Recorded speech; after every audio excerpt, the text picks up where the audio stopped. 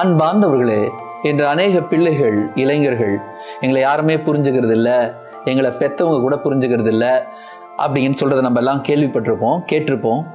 உங்களுடைய பெற்றோர்கள் சில சமயம் கடினமாக இருக்கலாம், கட்டுப்பாட்டை வைக்கலாம். ஆனால் ஒரு விஷயத்தை மட்டும் மறந்துடாதீங்க பிள்ளைகளே, அவருடைய கட்டுப்பாடு உங்கள் மீது வைத்திருக்கிற கூடிய அளவு கடந்த அன்பையும் உங்களை பற்றிய கவலையும் வெளிப்படுத்துகிறது.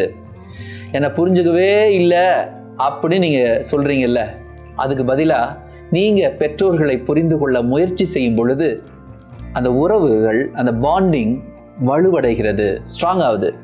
நாம் மற்றவர்களால் புரிந்து கொள்ளப்பட வேண்டும் என்றால் முதலில் நாம் புரிந்து கொள்ள கற்றுக்கொள்ள வேண்டும்.